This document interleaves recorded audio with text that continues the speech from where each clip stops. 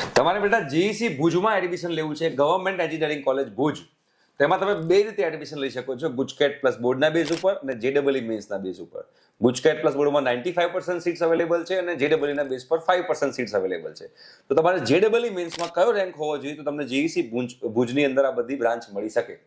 એટલે તમારે આખું ફ્રી ઓફ કોસ્ટ એન્જિનિયરિંગનું કાઉન્સેલિંગ અમારી સાથે કરાવવું હોય તો સ્ક્રીન પર એક નંબર આવે છે, એની પર વોટ્સએપ કરજો, તમારી ટીમ તમને એક વોટ્સએપ ગ્રુપમાં એડ કરશે. પેલા જીઈસી ભુજમાં કેમિકલમાં તમારે એડમિશન લેવું હોય, બરોબર છે, કેમિકલ બ્રાન્ચમાં, તો તમારો રેન્ક જે છે 13 લાખની આજુબાજુ હોય તો મળી જાય. જીઈસી ભુજમાં સિવિલમાં જવું હોય તો તમારો રેન્ક જે છે 7,86,000 એટલે એપ્રોક્સિમેટ 8 લાખની આજુબાજુ રેન્ક હોય તો જીઈસી ભુજ મળી જાય. જીઈસી ઇલેક્ટ્રિકલ ભુજમાં જવું છે, ઇલેક્ટ્રિકલમાં તમારો રેન્ક જે છે 11 લાખ 11.5 લાખની આજુબાજુ હોય, 11,50,000 તમને લોકોને એમાં મળવાના ચાન્સીસ છે. માઇનિંગમાં જવું હોય તો 8,91,000ની આજુબાજુ રેન્ક અને મિકેનિકલમાં 13 લાખની આજુબાજુ રેન્ક હોય તમને લોકોને આની અંદર એડમિશન મળી શકે છે.